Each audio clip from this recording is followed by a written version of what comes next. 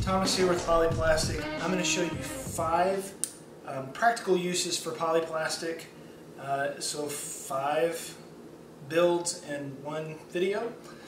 We are going to fix this busted up handle on the screwdriver. We are going to add a handle to this set of Allen wrenches. We are going to make a holder for this set of blades here. We're only going to make one, but there's like 50 in this. I'm going to make a pencil easier to grip, and I'm going to take an old skill saw blade and make a tiny hand blade, hand saw to use for little objects. And we are going to try and use scrap polyplastic where we can. So this is all the colored leftover stuff that I've kind of used in previous videos. I'm going to put it all in the pot, let it boil down, and then reuse this stuff instead of using the new stuff, so you can see how saving your scraps will come in handy.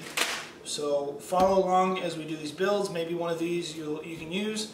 I plan to do other videos where I use practical uses for them. Hopefully one of these will be something that you can actually apply to your life. So follow along and let's get to making.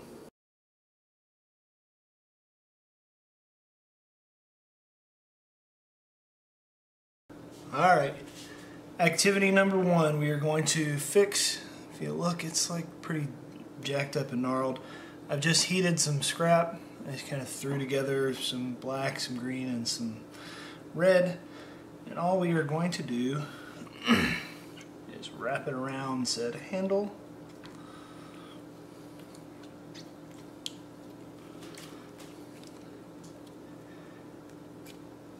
Squish it into form. And if you wanted to make it nice and shiny and smooth, you just use the water technique that I've shown before, where you take your finger, wet it, and then rub it. I kind of like this idea, especially for bigger guys. Like, sometimes these handles are really small. They're not very conducive to a person with real size hands. So by adding plastic over the top of existing, you're kind of adding a bit of grip to it. And if it's something where you hit, like with the screwdriver, you want it to be kind of symmetrical because you're spinning it. But if it was like a hammer or something, you could squeeze it and it would literally form to your hand grip and fit perfectly in your hand, and then it would limit or lower the chances of getting blisters and stuff because it fits in your hand. So we're going to go make it a little fancy. We're going to flare it out up here at the tip. But now I've taken that ugly, busted up screwdriver and turned it into something that's a little bit more usable. Now I won't have to worry about cutting my hand up on the jagged plastic. Easy, practical, number 1. Number 2, we're going to take this Allen wrench and make a handle so that you can get a little better torque on it.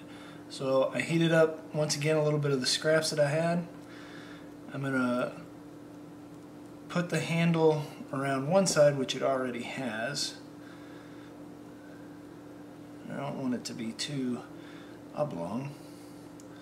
So we're going to keep it relatively symmetrical. You may notice that I've also added a bucket of ice, a little ice bowl over here. That is so when I get it to the shape that I like, I'm just going to put it in the cold water. Reason for this, it heats up really easily and cools down really easily. So if you get a shape that you really want and you want it to keep that shape, easiest way to keep it from flattening, like when I was doing the screwdriver, if you look where I laid it down on the table, it flattened out a little bit.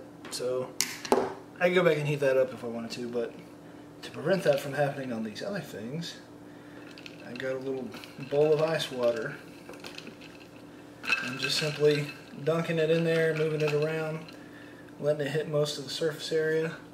And now I've taken an Allen wrench and put a handle on it so that I can get better torque. Because, you know, it's kind of awkward, like trying to get the small end in there and twist it around. By getting that handle in there, now I can really turn it real good. So, number 2, common use. Alright, you may notice I have a piece of wood here. This is to demonstrate. We're going to take this saw blade. It makes it really unpractical to try and cut without a handle.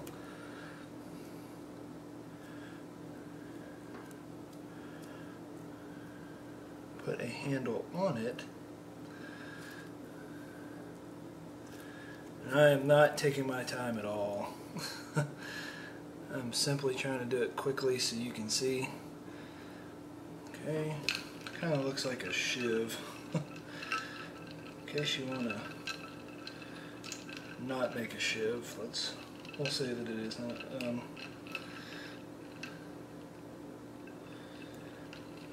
Dunk it in this ice water and let it solidify. But it's going to allow us to cut that piece of wood a lot easier because you'll have actually something to grip instead of pinching it like you're taking the Queen's tea or something. Alright, it's almost cool enough. If you were to just try and let this cool on its own, it may take it about 2 or 3 minutes. By doing it this way, I mean, it started out clear. You can see that it's now turning solid white color. So I used some blue left over and some white. If you wanted to, you can make these solid colors, but now I have a handle, and it's much easier to cut through. Much easier. It's probably still a little undone in the middle, but you get the idea. You let it cool, then you've got a handle that you can now grip with your saw blade. Okay, so this took a tool that was unusable without an electric saw and turned it into a hand tool that you could use. So there's 3 tools. Alright, practical use number 4. Probably had to use one of these at some point. If you're a youngin', you probably have to use these a lot. And they're really uncomfortable to hold for an extended period of time because I don't believe that my finger is that shape. You know, these flat edges, even with the round ones, are uncomfortable. So, take some of your polyplastic here and kind of make a taco around the pencil. And then just grip it like you would normally grip it. Okay? I'm going to dunk it in the cold water. And in a few seconds, it's going to have a perfectly formed finger grip for your pencils. I mean, even the ones that you get that are like the squishy, you still feel the pencil underneath it and it's still uncomfortable. Or you get those hard ones and then it defeats the whole purpose because they're also not the shape of your finger. And by doing it this way, you're guaranteed that your pencil gripper is going to fit your finger perfectly because it's your grip. And you can get all school oriented with your color mixes there. If it will ever focus. Okay, maybe not. But you get the idea. Finger goes here, grippy goes here, and then you can comfortably write for a long period of time without cramping up. That is number 4. Alright, last on the list, you got these. But these by themselves alone are not very practical. Unless you're used to kind of pinching and scraping and going all crazy, it's not exactly the most practical of uses for one of these unless you got one of those holders. I will say, be extremely careful while doing this because that's a razor and you don't want to chop your hand. Alright, so basically what I am making is my own X-Acto. Okay, and I've made sure that that little groove that's on the top, put it in the water, make sure that that little groove on the top really gets pushed down in there. I'll show you what I'm talking about with another one. Because you want it to lock in, you don't want that blade slipping off and cutting you. They have these grooves in there that fits into the box cutter holders and blade holders and stuff. We take this part to our advantage because when the plastic gets pushed into there, it acts as a stopper and holds our blade in place. And what we end up with is an X-Acto like no other. And I just kind of put this shape in here. I mean, you could be practical for whatever you're going to use it for, but I know when I use an X-Acto blade, I'm usually pushing pretty heavy on here, so I got myself a little ledge that I can push down heavy. I can grip it like a box cutter, or I can turn it around and do it the opposite way. So it kind of looks jacked up and janky, but it's pretty practical for what you could use it for. Crafts and whatnots. So these are 5 practical purposes for using polyplastic. The cool thing about doing this, if I can fit this last one. The cool thing about doing this is if you're around other people and they're like, oh, can I borrow a pencil? You're like, sure. And then they try and pull that, well, this is my pencil, this isn't your pencil. And bull of crap, mine's black and gold. Gold. Or, hey, can I borrow your blade? Yeah. You can't say that's yours. There ain't no shape in the store that you can buy like that, so it's custom.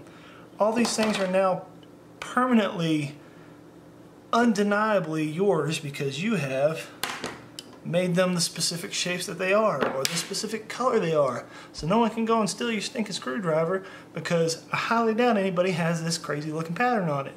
Only you will. So these are not only practical uses, but they also keep people from jacking your stuff by customizing them. So 5 easy things to do.